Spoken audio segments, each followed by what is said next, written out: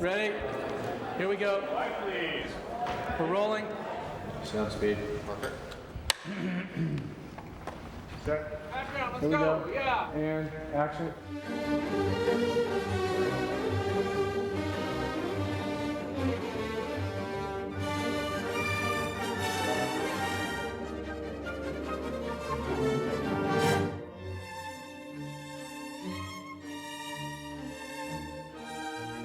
The origin of Art School Confidential came from going to art school for 4 years back in the late 70s, early 80s.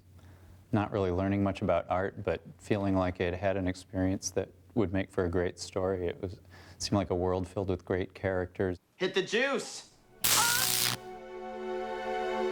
I always say that art school was, to me, what Vietnam was to Oliver Stone, and in that I have so many stories I could tell about art school.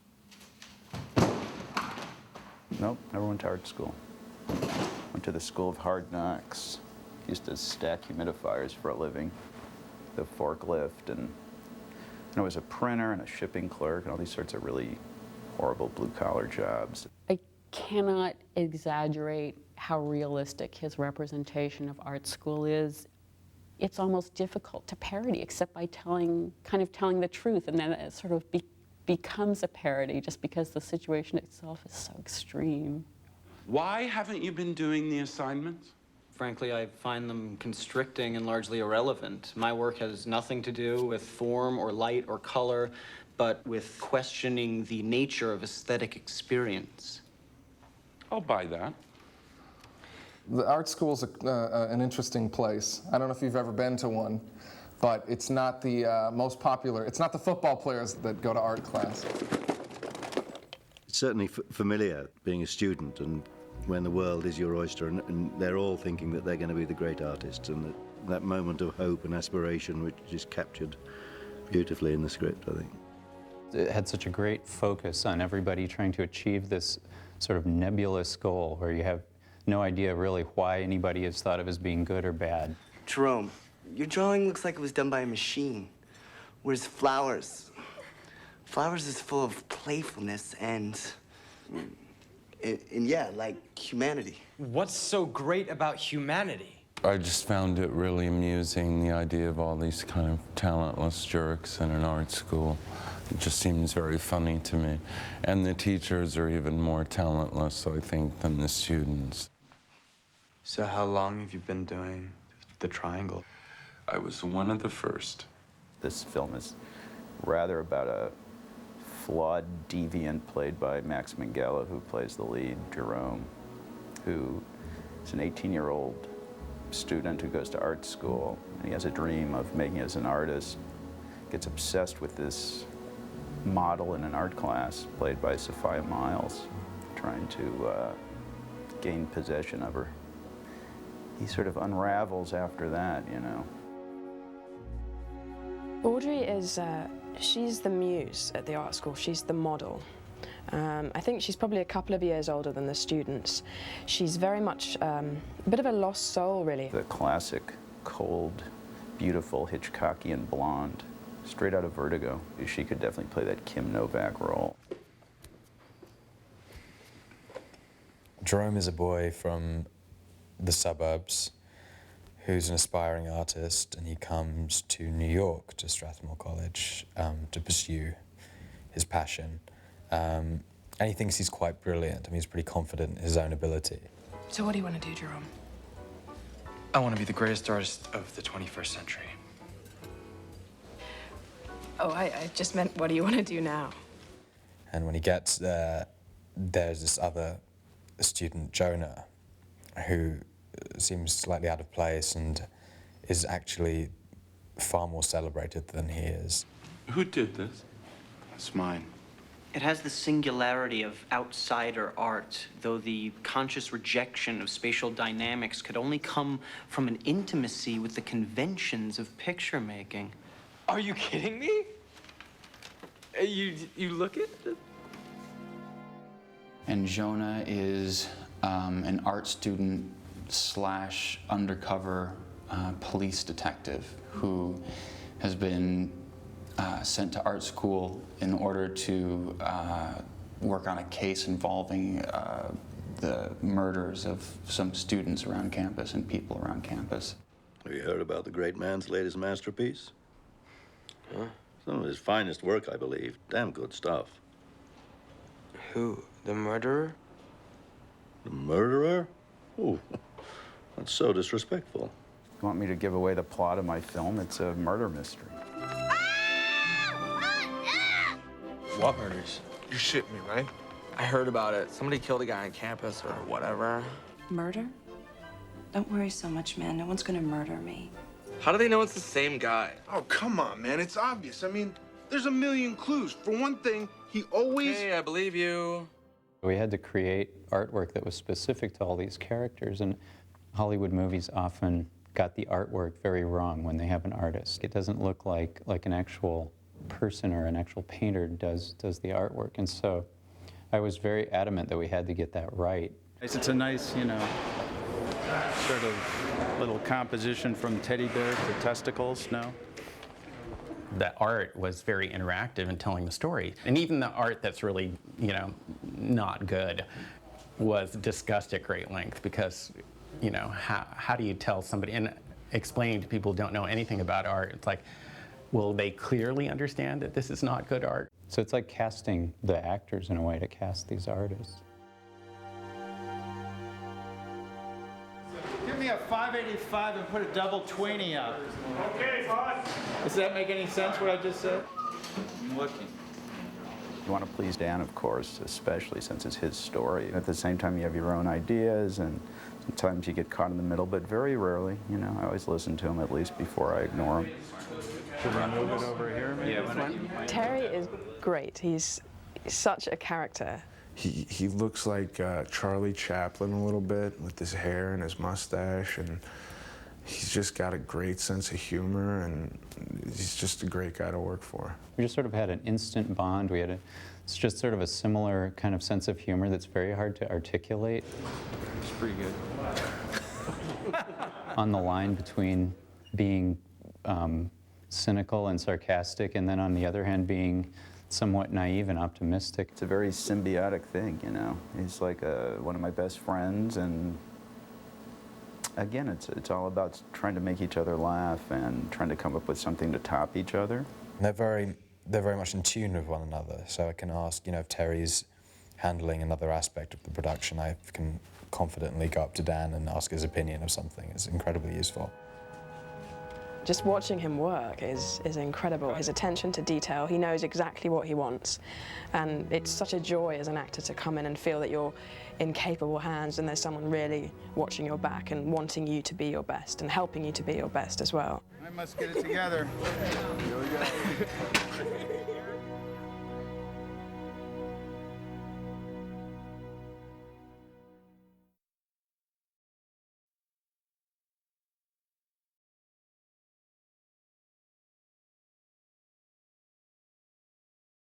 Good evening. I'm Jeff Gilmore. I'm the director of the Sundance Film Festival. On behalf of the Sundance Institute, it gives me great pleasure to welcome you to the world premiere of Art School Confidential.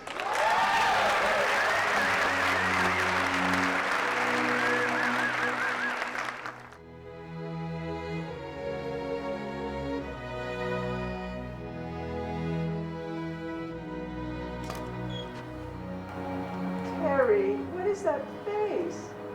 No, don't do that.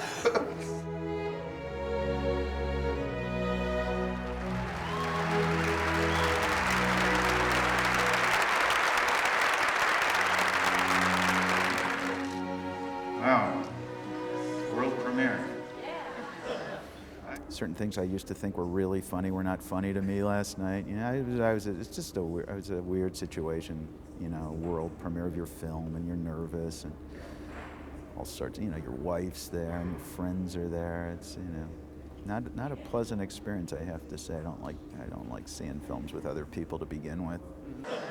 I don't want to take all the credit for this film. It's very much a collaborative affair, and I want to bring up almost everybody in the film is here tonight. I want to bring them up. So The writer, Dan Clowes, the producers, Dan Halpern, Russell Smith, John Malkovich.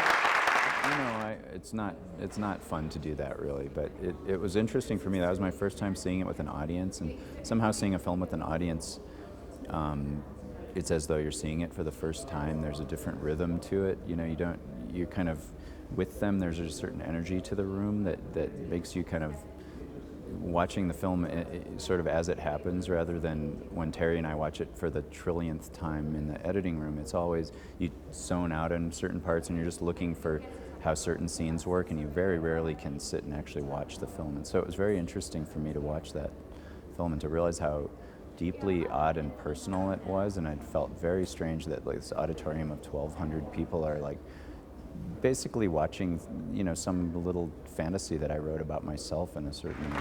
These guys actually made it fun to make a film. I never thought I'd say that. It was truly a fun experience. And we're going to be here afterwards to answer questions and answers from you. But thought you should get a look at them first. And they should share my humiliation or my moment of glory, however it plays out. So I hope you enjoy the film. Thank you. We had our premiere last night. It was the second time I've seen the film. Okay. Second time, and it was great. We had such a great response. It was packed out and really, really thrilling. There's nothing more satisfying than hearing people laugh and you know, when people respond well to your work. It's great, really great. I have no idea. I hate watching myself in anything, so it was an incredibly depressing experience personally. But people laughed a lot, so I guess that's good.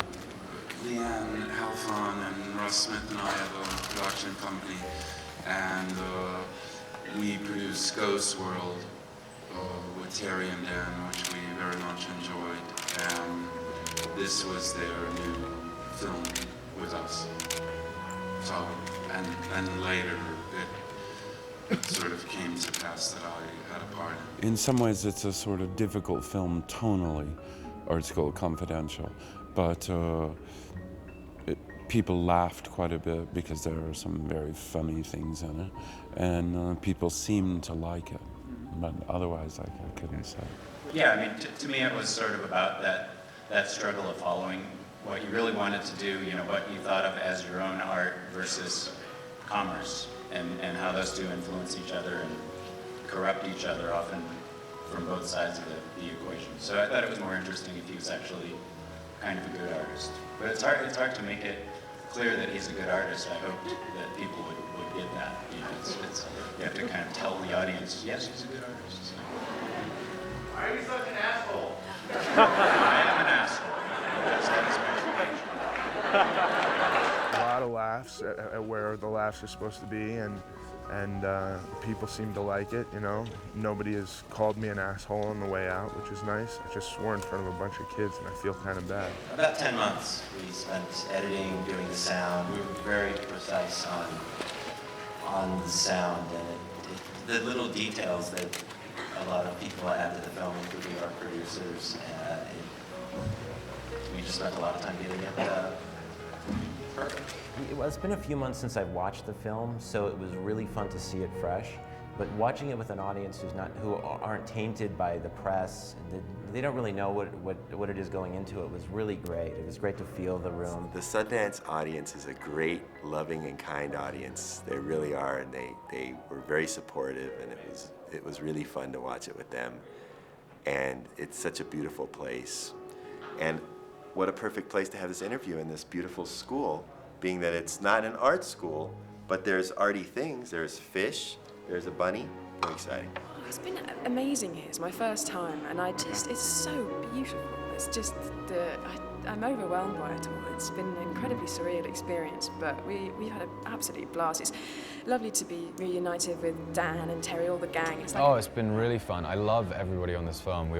I think we all like each other, so it's been nice playing and hanging out. It's been really cool seeing like Ethan and Terry and Dan. Max, Sophia, Joel, nice group. Oh yeah, it's great to see him. It's like having a family reunion, but it's a family you actually want to see again, you know, instead of your own family.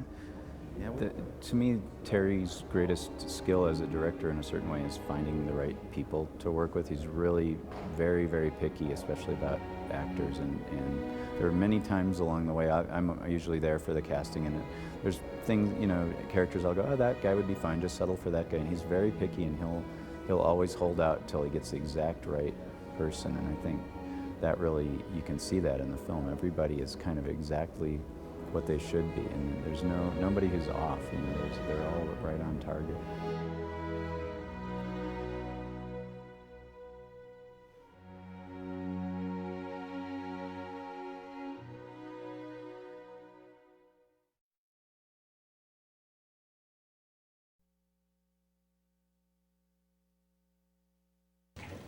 That's bullshit. Where were you? I was in the kitchen. Be here. Stop them before they come in. It's bullshit. All right? I saw you fucking talking to what's her name back there. That's not what I hired you to do. You be here. Okay? All right, okay. All right, so stay here.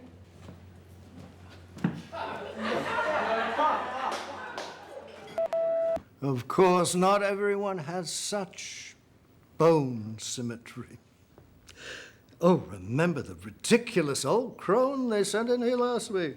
My God, what a creature! Well, that's all for this week. Thank you, my dear. You ever play bocce ball?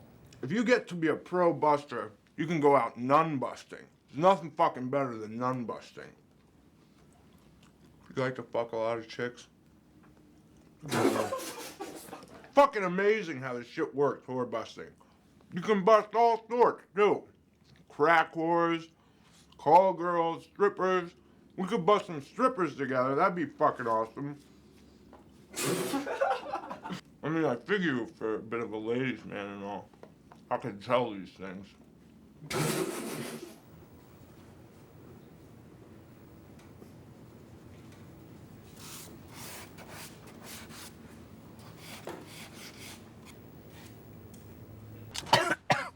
I heard him.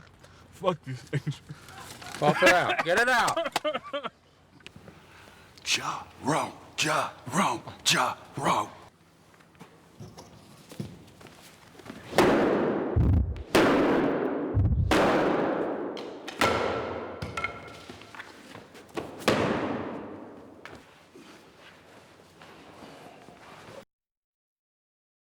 November 28th. Can you try and keep that date in your drug-addled little minds? November 20th. I can't. Sir?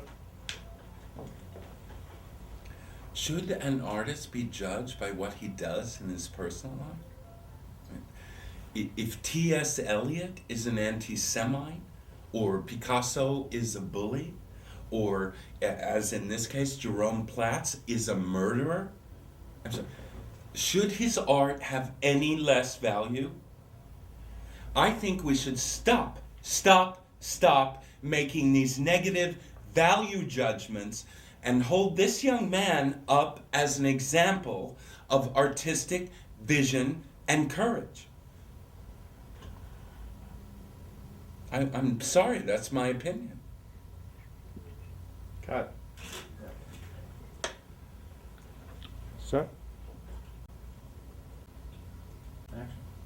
Should we judge an artist by what he does in his personal life? So, T.S. Eliot is an anti-Semite. Picasso's a bully. In this case, Jerome Platz is a murderer. But why should his art have any less value? Why aren't we holding this young man up, this fine artist, as an example of vision and courage? That's what I believe. Cut it. Cut. Sir? Should we even judge an artist by what he does in his personal life? T.S. Eliot, anti-Semite. Picasso, bully. In this case, murderer. Why in the world would his art have any less value? Why don't we hold this this very attractive young man out as an example of artistic vision and artistic courage. Why? I have no idea.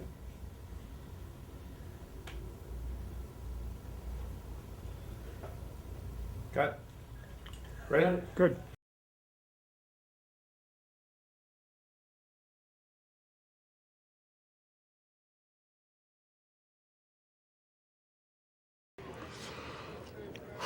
Just after the first murder, there's this guy, Richard Natwick.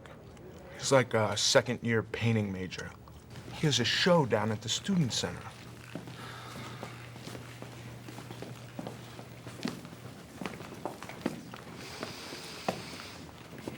The cops don't get that this guy's just some artsy schmuck, and they start to ask around. Yeah, no, it doesn't shock me at all. It really creeps me out. He's always talking about blood and spiders and all that shit. I'm like, dude, whatever it is, get over it. Yeah, I'm sure it's him. He just had a really negative quality. Like a rapist, child molester quality. You know? Get your hands off me, you filthy fucking shit. Get used to being bent over, prick. So then a couple of professors start to freak out, and before you know it, he's like a fucking martyr all of a sudden. Art is not a crime!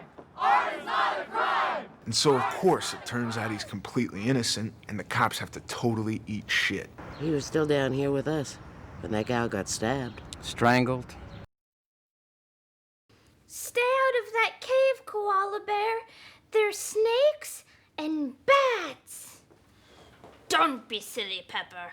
I'm not afraid of a little snake.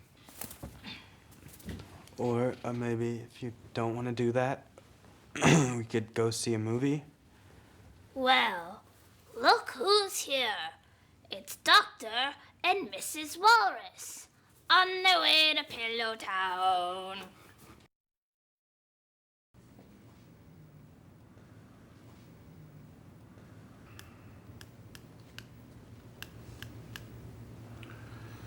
Do any of you see anything you like up here?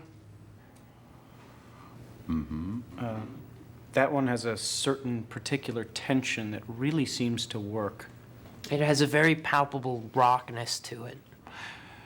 Well, what I find interesting is that none of you deviated even slightly from the parameters I set for you. I need a little excitement in my life, people. Can any of you do a single thing that I haven't seen 1,000,000 times before? Let's get in there!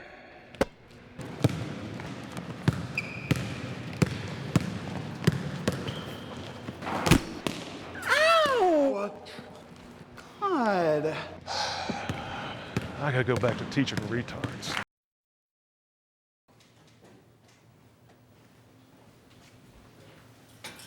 The Yeti again. Who'd you have as a model today? Audrey. I never thought I'd say this, but I'm kind of sick of Audrey. I've seen her naked like 500 times. I know, she's been around forever. Still fuck her, though. Hey, nice job today, Audrey. But that's really nice of you. No, don't be silly. I'll have a great time. I'll talk to you soon. Okay, bye. Take care. Bye. Don't you think it's a little creepy to invite you home to Thanksgiving? I guess it's a little weird, maybe. He kind of makes me feel like I'm on a date in junior high or something. As I recall, you spent junior high hanging out with a bunch of coked-out 35-year-old art dealers. I don't remember too many dates. Yeah, exactly. And I thought you were all mad for what's his name? Jonah. I am, I think. You don't need another boyfriend, Audrey. You need about 15 years of therapy. No, this is gonna be different. I'm really gonna make it work this time. When this one doesn't work out, you can always come crawling back to me.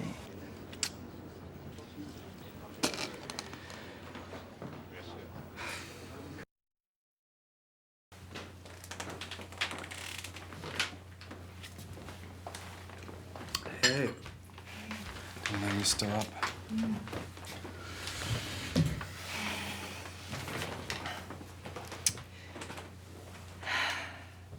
We're so excited about your little friend.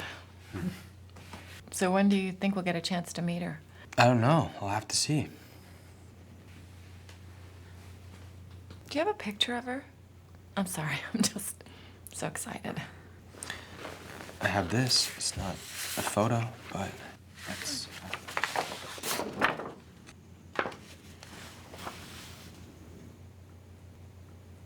She's beautiful, Jerome.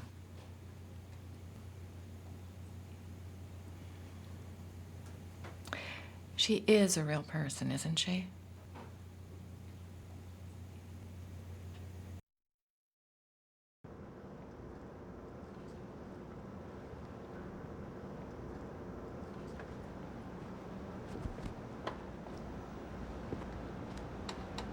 What are you doing, Jerome? I just wanted to see you. Jesus Christ, Jerome, you're a mess. A guy like you can't just start drinking like you're Jackson Pollock in one night. Guy like me? Come on, we need to sober you up.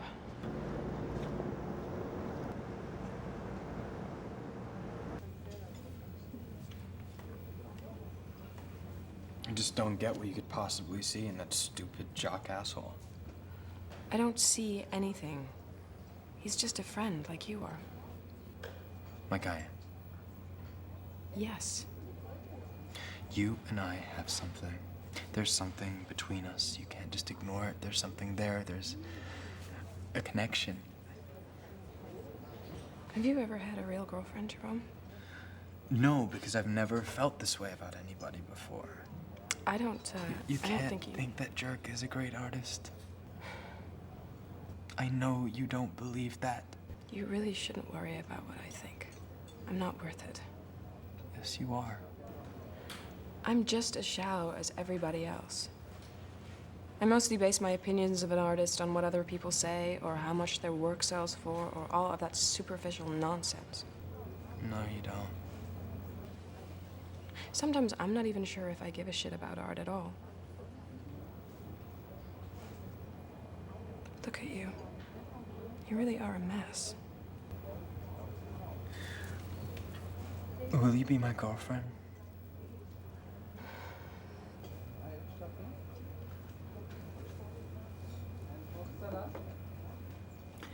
If you see that jock asshole, tell him I will bury him. I will bury him alive and shit on his grave.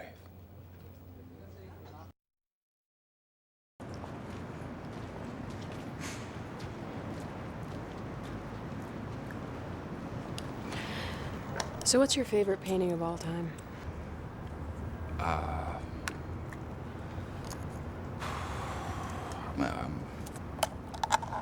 Maybe the Mona Lisa.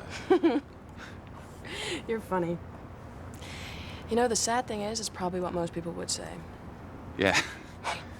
Yeah, it's fucking pathetic. So how come a guy like you doesn't have a million girlfriends? I don't like to be tied down, I guess. Never? No, not never. You're very mysterious, you know.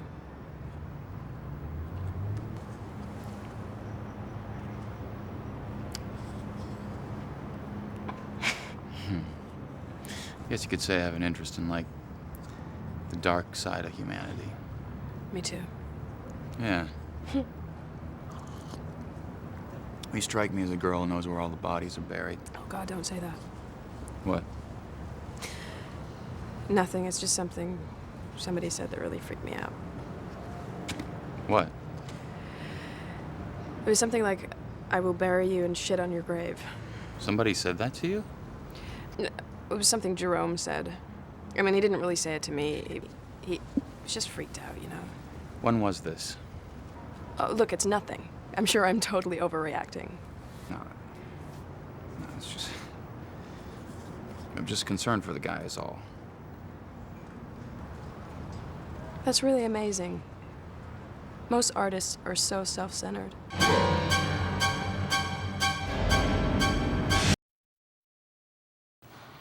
It's nice work, Jonah. We're expecting big things from you at the final survey. So you're saying that Jonah's the only one with the chance at the best grade? No, that's not what I'm saying. That's what it sounds like. Professor Okamura said you'd have sex with your own mother's corpse just to have a student with the best grade. Perhaps Larry is projecting. My own mother is still very much alive.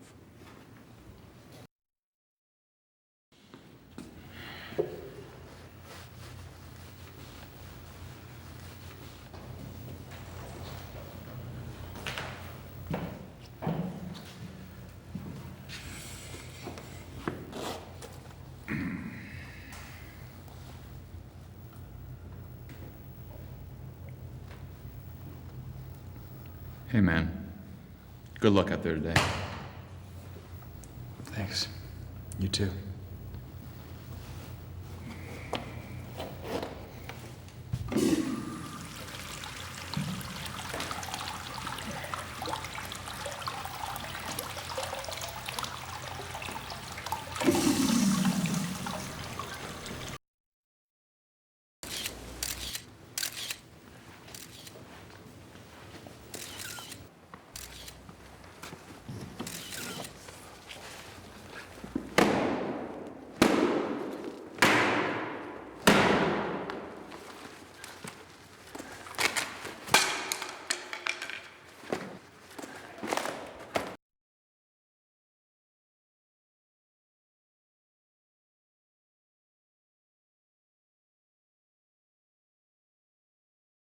At first, I thought Jerome's paintings were yet another failed attempt to capture the zeitgeist of early 80s transgressionalism.